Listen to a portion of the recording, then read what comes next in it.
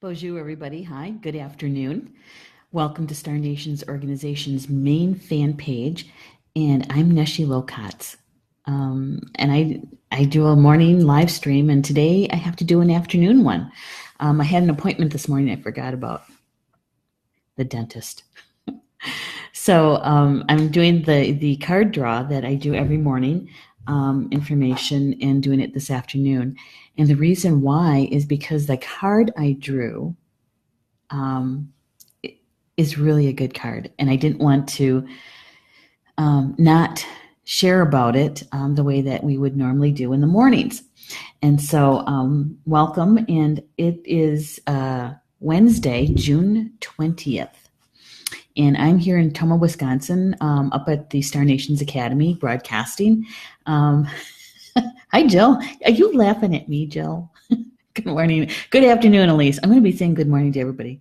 Let's just pretend it's 10 a.m. or 11 a.m. Could we? Because that way it would mean that I didn't forget about my dentist appointment. It was in my calendar. I just blew right by it. And yeah, but I went. It was nothing big, no big deal. It was just a cleaning, and I could have canceled it. But you know how hard it is to get into a dentist just for a cleaning? It's not funny. So we can also pretend it's Sunday, because this is Sunday hair on Wednesday afternoon. Literally took care of Mom, grabbed a quick shower, did a quick post to you guys letting you know that we're going to do this at 1 o'clock in the afternoon, 2 Eastern, and I was out the door. I didn't even get any coffee today. Not yet, anyway. Jill, never. It's okay. It's okay. Remember, humor's good. And I wouldn't be the first one that would kind of almost forget a dentist appointment. The reason why I laugh about it is because it's normal. It's normal stuff, In fact, I forgot to set my alarm last night. I must have known something, right? Subconsciously, I didn't want to go to that dentist appointment. So I ended up, I got up on time. That wasn't the problem. It's just, the feeling that when you start out late, it seems like you're trying to catch up all day. Well, that's kind of the same thing.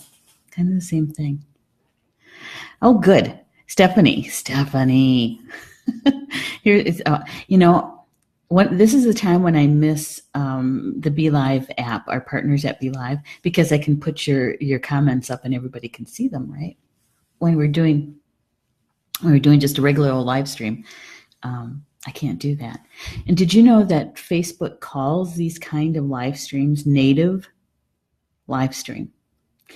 And when I first found out about that, I was sending messages back and forth with some Stephen Healy, and he is one of the people at Be Live that does a lot of shows, and so we're chatting back and forth, and he was testing some stuff out, and I didn't know what a native live stream was, so I asked, and he said, "Oh, that's when you don't use a third-party app."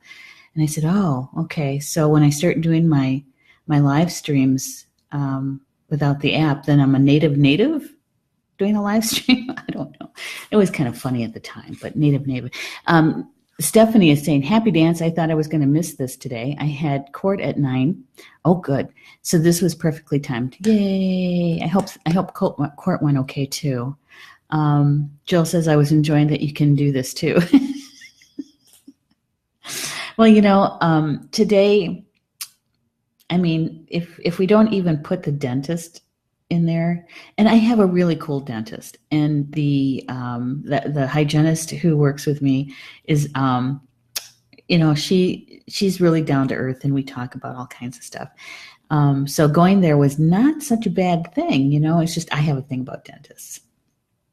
So there must have been this subconscious thing. But today I'm also getting prepared for a group that's going to be here this evening. I met them as a group last year. One member of the group is a good friend of mine, and she's from Milwaukee, and she teaches. And through this group, and they're teaching courses up for the VA hospital. And so I'll be with a bunch of doctors and technicians and um, uh, healers of all kinds tonight. And so they're bringing supper because I cooked them supper last year. You know, many of them are gluten free, or, you know, they have issues with gluten. Some of them are vegetarians, and it's really, really hard to go out to dinner here in Toma and get those kind of special kind of dishes. If you like fried foods, you have no problem. But if you have issues with fried foods and you know, have digestive issues, it can be a challenge.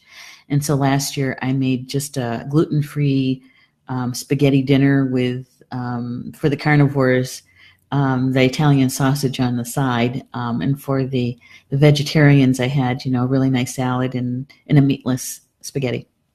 So anyway, this year they're bringing Chinese food for us, and so I'm getting prepared for that. It's going to be fun. We're going to do a drum circle up here, and it'll be their first time here up at the academy. Yay! So it's kind of a nice busy day. But you also have to put in all the other stuff in there for the magazine, because we're getting rolling on that, and we're also, you know, for the radio shows and that sort of thing. Oh, and the academy. We'll talk about that later. I want to get to this card first. Stephanie's saying that court went relatively well. That's good. That's good. Jill, I forgot a client last month. Whoops. Well, that happens. You know, one time I did too. And we were living here at the time, and I thought we were going to get together the next day. And she had to do early morning, like 8:30, right? And I completely forgot. And that was long before Mom even moved in. So I hear this rap on the door, you know, and I was just getting up, and I'm going, what? I wonder who's here. And I go to the door, and there she stands, and I'm going, oh my God, I thought it was tomorrow. And so I gave her some stuff to look at, and I said, I'll be right back. I'm going to jump in the shower quick, and I'll be right back.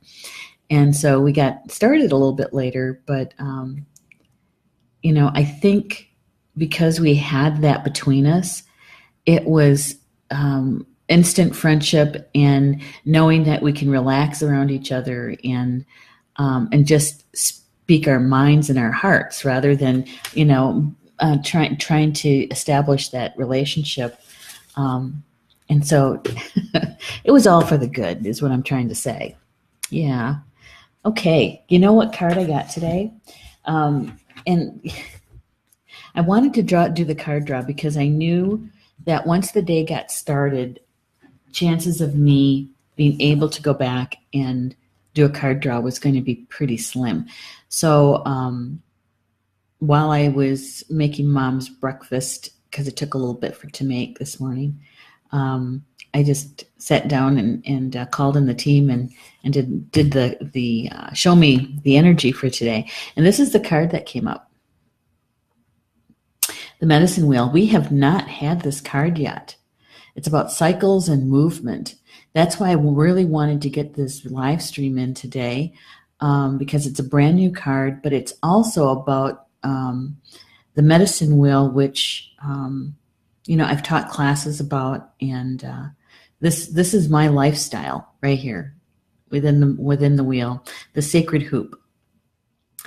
And of course, there's the colors, you know, and it depends, you know, the interpretation of the medicine wheel is different from tribal nation to tribal nation. There's 567 federally recognized nations here on Turtle Island in the United States. But there's many, many more that are not federally recognized. And so the interpretation of the medicine wheel is slightly different for each of those nations. And sometimes even within the nation, from clan to clan, there can be some differences, right? But the underlying tenet is that everything is connected, and that the wheel is a representation of our life, both in the physical, mental, emotional, and spiritual. And how it's depicted it can be different. The colors can be in different directions. The animals, the totems on the wheel that represent each of the cardinal points could be different, or the points in between could be different. And what I've learned about the medicine wheel is that sometimes those differences from nation to nation is also connected to their geography. Where their main source of water is, whether they have hills and mountains. It really depends on their geography. For instance, the nations west of the Mississippi tend to use physicalness for the circle, the stones. And some of the nations east of the Mississippi may not use the stones. They may use trees.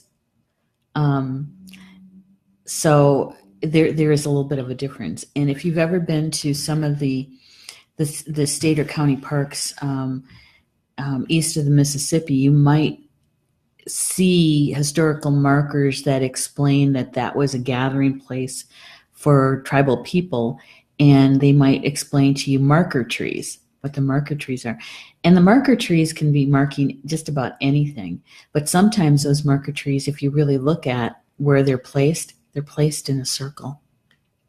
Yeah. So I was just reading what Elise wrote here. She says, sorry, a dear friend from kindergarten and high school passed last eve. Memories too hard to explain. Love you, girl. Aw. When we have those kind of relationships that go all the way back to our childhood, people who knew us when, right? We have this history with them. My best friend from elementary school, we're still friends, 40 years later, sort of thing.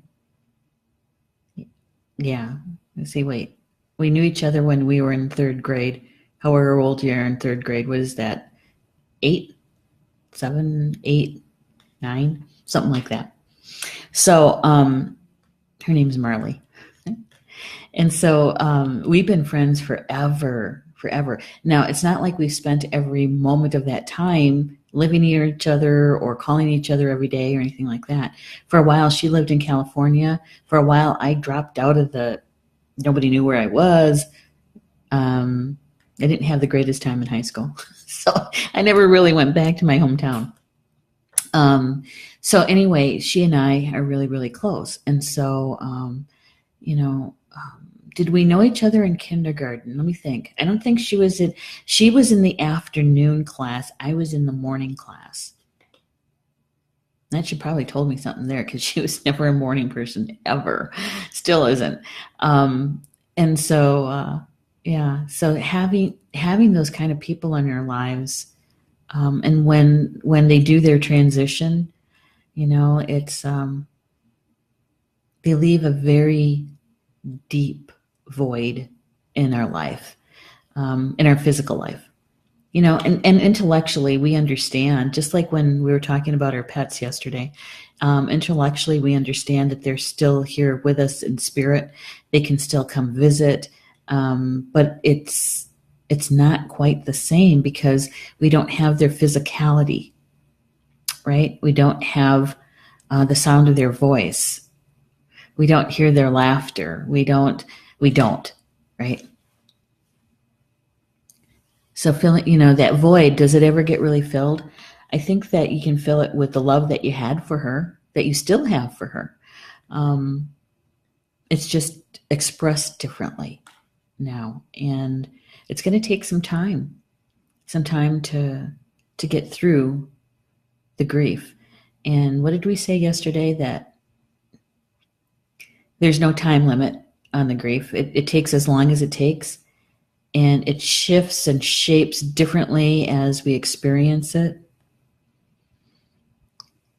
And I think that in the end, what we really do is we just learn how to handle it better. because it does shift and change with time. Does it mean that you're never going to miss her? Of course you will. You know, my mother-in-law, when my father-in-law passed away, that was in 1996. So he's been gone for over 20 years. And, and she's handling it better, but it's the void, the emptiness is still there. Yeah. So, I just, I wish I could give you a big hug is what I'm saying, Elise.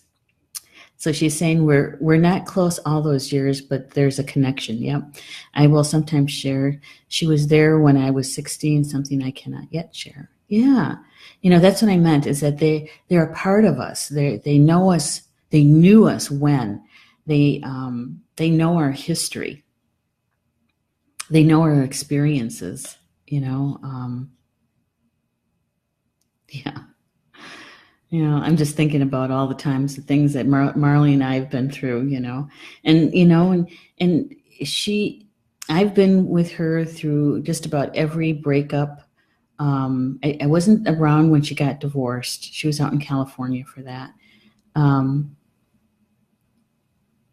I've been with her through almost every breakup, and she's been with me since, I got married when I was 19. So she was around to hear all of that story. But, when we look at the wheel, what we're talking about right now with Elise is from what Jamie Sams wrote. This must be coming from, I'm thinking it probably came from her Seneca roots, because she's talking about when the wheel is kind of like an energetic map. Right? It helps us to put our experiences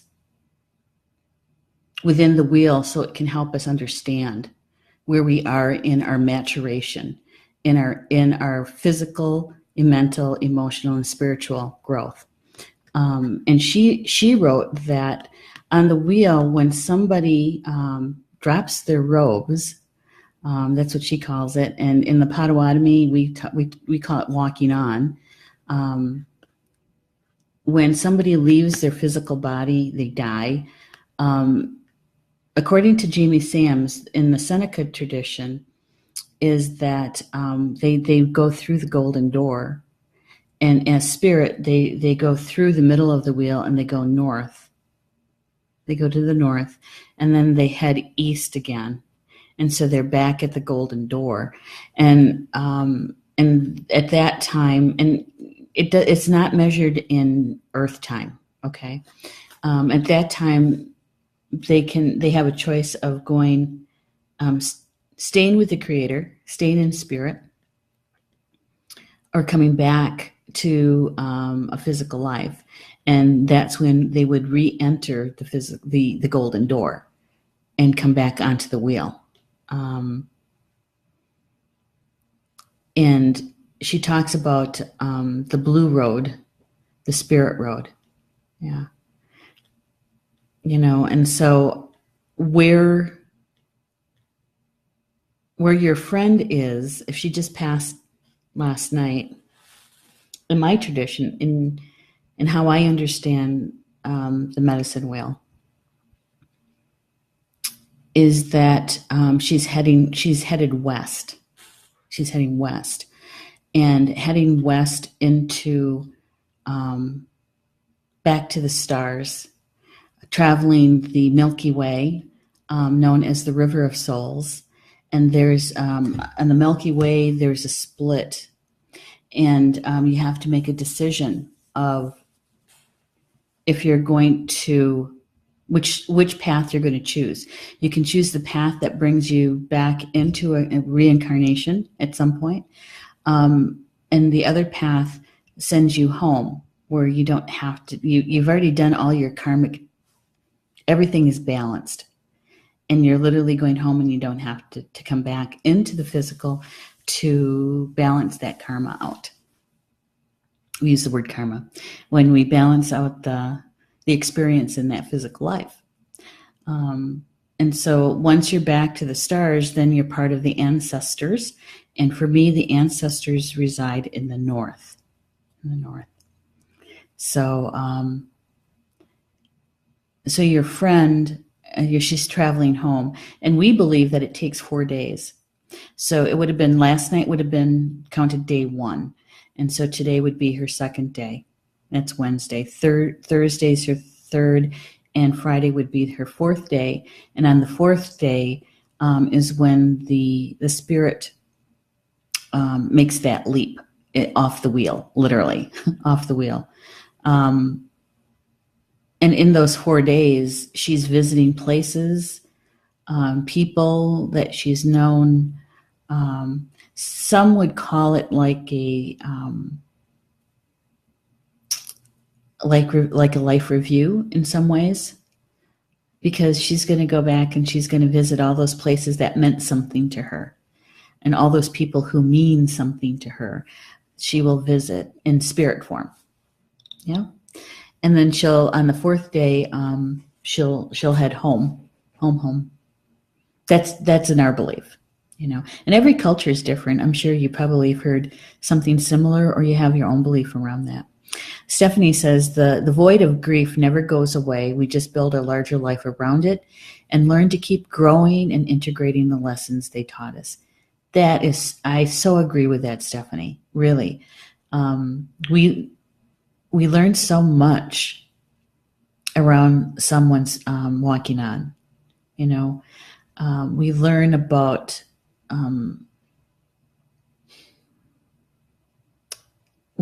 them, but we take that experience in, and we learn so much about ourselves.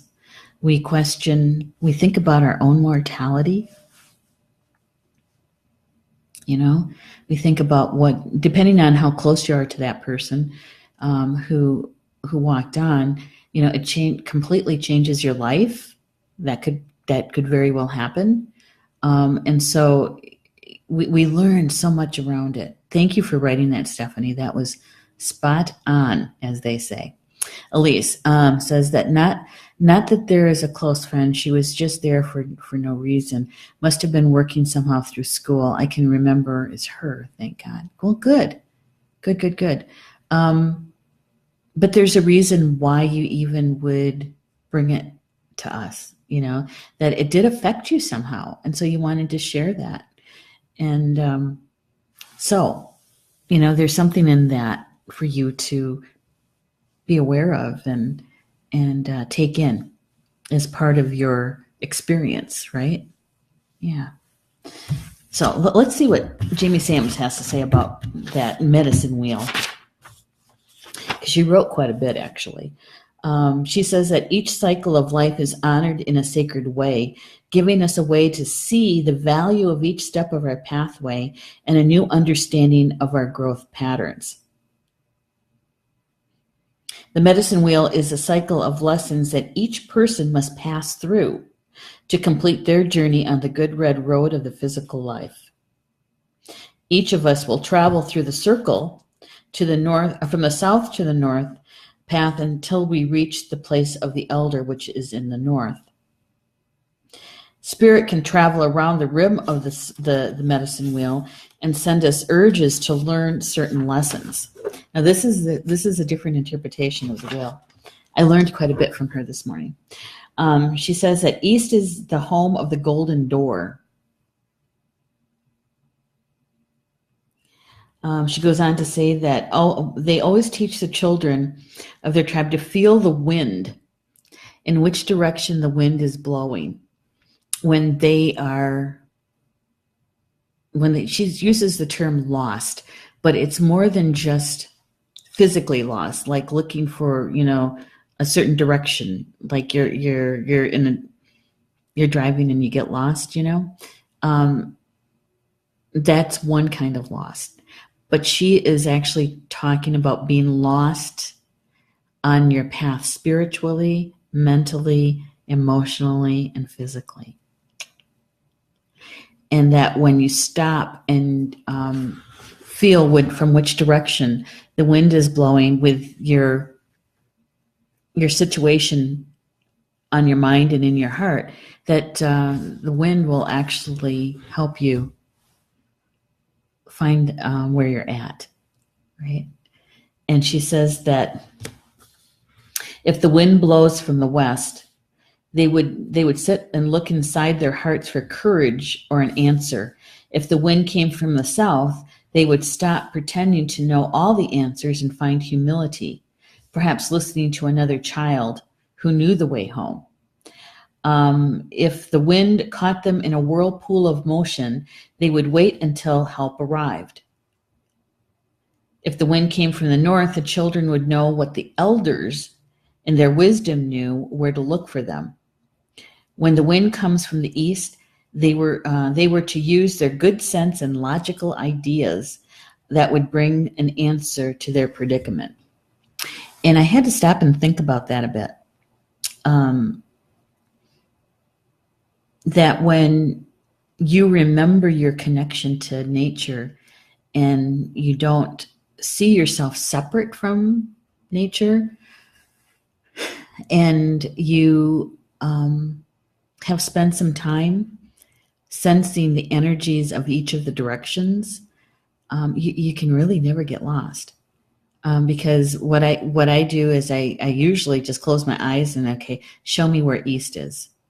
And I can sense the feeling of the wind from the east, and I'll turn into it, and I know that I'm facing east. And how do I know that for sure? California. I was at a conference, and Denise Lynn had asked me if I would open with calling the directions in.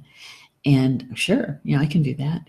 And I was getting all my stuff, my feather, and, getting my things ready. And it was such a big building and where we were at, there was no windows. And so how can you tell where east is, right? And so, and I didn't have my compass with me, I didn't pack it. And so I had to rely on me and spirit. And so I closed my eyes and was talking to my spiritual team, and I said, I need your help. Please show me where east is. And then I just was quiet and was feeling the wind and show me the east wind. And so I, because I've been working and living it most of my life, I could sense where east was. So I set up for the opening, and I went to the desk. It took me a while to get there because, it was kind of circuitous and from the conference room. And so I'm talking to the guy behind the counter, and I said, oh, by the way, could you tell me where is the east direction? If I was standing in the conference room, where would the east direction be? And so he tells me, and it was spot on. I could feel it. Inside a building, no windows. So we don't always have to remain in the state of loss, being lost. We can turn to the work that we've done on the wheel, within the wheel, and it can help us. And even the smallest things. Hey, Margaret, good you're here with us. Hello, Rochelle. And yeah, good. I'm so glad you guys are here. I really didn't know how many people would show up for an afternoon one, considering it's a special time and all. And for those who just arrived, this is the card that was drawn this morning. Oops, let's see if I can get that right. The medicine wheel. It talks about cycles and the movement. And the movement they're talking about is how our life, we can actually map our life out on a medicine wheel in the physical, the spiritual, the mental, and the emotional. It's like a template, an energetic map or template. And as we mature in all of our bodies, we can see where it lands on the wheel, right? So when you think about maturity, I think about elders, and that's in the north. And so if you look at just on the physical body, is that when we are in utero, we're in the northeast part of the wheel. The northeast part of the wheel. And when we're born, we're in the east. And as we start to mature, we're moving around the wheel in that maturity. And so, your adolescence and your 20s is in the South, and in the Southwest, you're heading into your 30s. And when you're due west, it's like you're in your 40s somewhere, and then when you're heading around the wheel between the due west, which would be like October, and you're heading back to the north, then the northwest is really about your 50s, 60s, 70s until you hit the north. And that's where, like 70s through like 90s is at. And so it's kind of like a map. You can map things out. And even in the creation process, that maturation, when is a good time to start a project when you're looking at the wheel? You'd think that it would be in the spring, right? Due east. Yeah. So you can map, you can use the wheel as an energetic map. The lifestyle of the wheel talks about those life cycles. And sometimes, like with Elise's friend, it's a way to understand that life cycle of the maturation. And in a spiritual sense, some people mature faster. They maybe come in as an old soul. And so they have a lot of wisdom gained from previous lives or parallel lives, right? And so as they mature, sometimes when they're here, they're done. They're done with what they came to experience here and to learn here. And so sometimes they'll end up, walking on early in life, in their physical life. That's always a possibility. What they came to accomplish was done. And so they get to go home because they're complete. And so that life cycle. And so there's many cycles within the wheel. And the wheel is always moving, rotating. It never stops. And this is what I like about it, is that you look at the wheel, especially when you have it in stones, right? In the physical sense, there's a beginning, and if you come from the east and you walk around, you're going to come back to the east. And some people say that's a complete revolution of it. And so there's a distinct beginning and end. And but others, that's in the physical sense. But there's other ways to look at it. Is that it's actually a spiral that goes up. And so when you get back to the east, you're just taking another pass around the wheel, but you're on the spiral going up. So you keep passing the same points on the wheel, but it's at a different elevation, right? And so that's another way of growth. Does that make sense? When I heard that one, I had to sit back, and it took me a few days to be with it and to sense it, and it makes sense to me. And that's one of the reasons I think that we might have a situation that we find ourselves repeating, and you think to yourself, "Oh man, I thought I did that one. I thought I was done with it. And here it is again in a different form, but here it is again." And then we get all disgusted with our spiritual team, and sometimes with the creator, and it's like, I did this already. Why do I have to keep redoing it? It's not so much that we're redoing it at the same place in the same way. This is my understanding of it, is that on the wheel we're coming back around, but we're walking that spiral. And so when the spiral goes up, we pass that same lesson again. And in order for it to be complete for us, we have to go through it in all 4 bodies. And so within the spiral, it helps us to be able to complete that lesson, that life lesson in all 4 bodies, because we keep coming past around it. And when we finish it, when we're finally gone through all 4 of our bodies and it's complete, that's when we don't have to do it again. In any way, in any shape, way, or form.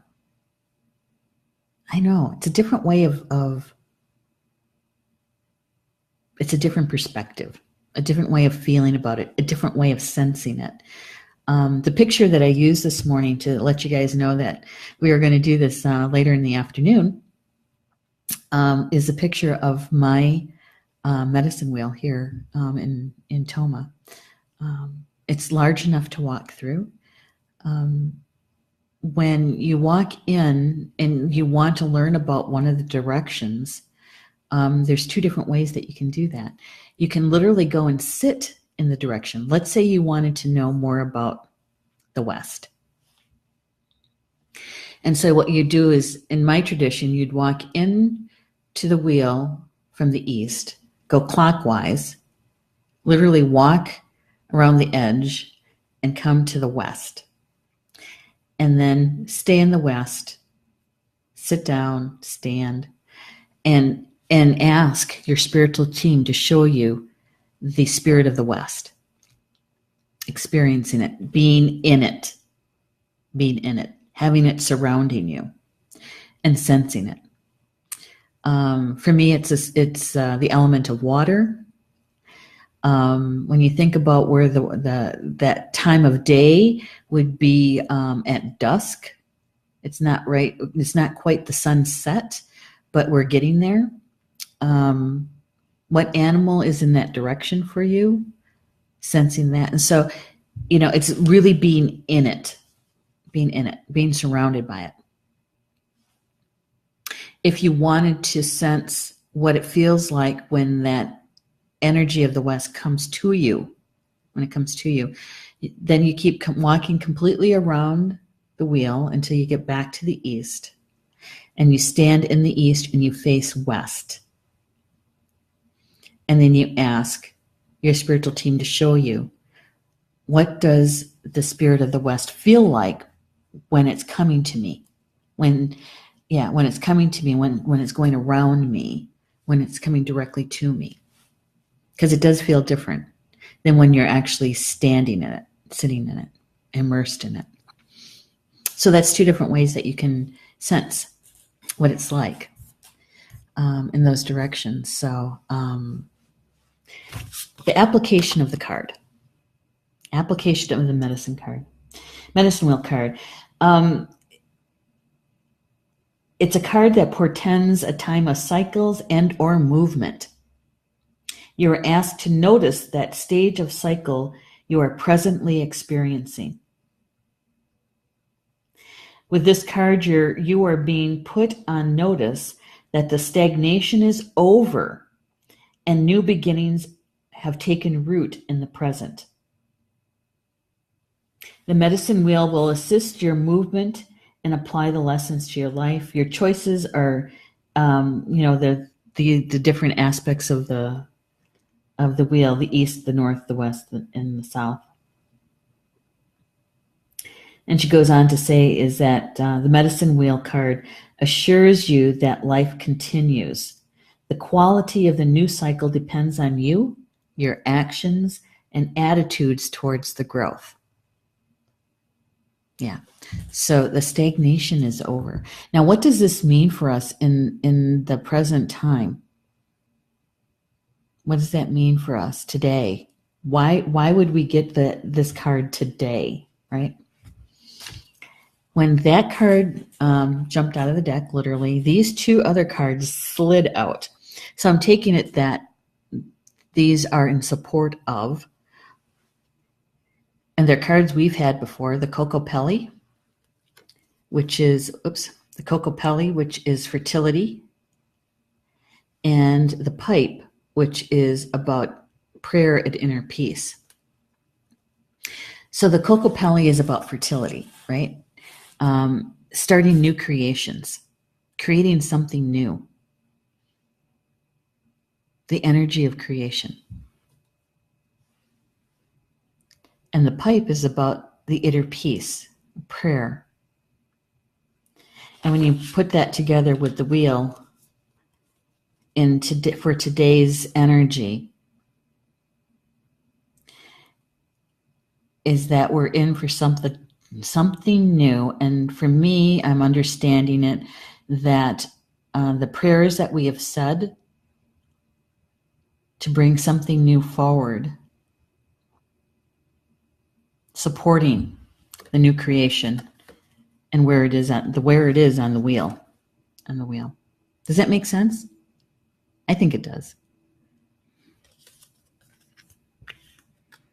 Yeah, Jill says 4 bodies. Never heard that. Also resonates. Yeah. Is the life lessons what we're here to learn? I've learned that it has to be complete in each one of those bodies before you have reached complete completion. When you're done. So in the East is something that is just being born. In the South is where it's growing. It's in that massive growth cycle. It's where the corn grows really tall. As you're heading around the wheel to the west to the October, you're going through July and August. And what does that do? Is that crops are coming to fruition. I mean, we're harvesting the crops, right? Yeah. And in October is when the last bits of the crops are coming in, and you're canning, you're putting things up for storage and that kind of thing. November and December at the crosswinds is the time when you've prepared for winter. You're in winter. You might be staying inside more. You might be reading or worrying about keeping the fire going, that kind of thing. And then you're in January at the top of the wheel at that point. So you can take a look at where are you at in all your bodies on the wheel. That's what they're asking. And if you're starting something new and you've been waiting, we've all been waiting, right? Feeling like you've been in limbo, like you've been waiting for the movement forward. This is what this card is saying. Is it's through the prayers, through the fertility, the creation. Movement on the wheel is always going forward. So I think that we're in a time today, for today anyway, the energy is about moving forward. Whatever it is, that new whatever it is no longer stagnant. It's no longer waiting. It's happening. It's happening. Rochelle is saying, and I'm in the Northwest. Hey, yeah. And hey, Jocelyn's here too. She just joined. Good to see you, Jocelyn. So anyway, that's one of the reasons why I wanted to do this today and not just skip today because I had a dentist appointment this morning, is because of the card I drew. I mean, this is an extremely interesting card, and the information about the medicine wheel. Extremely. That's why I wanted to be here.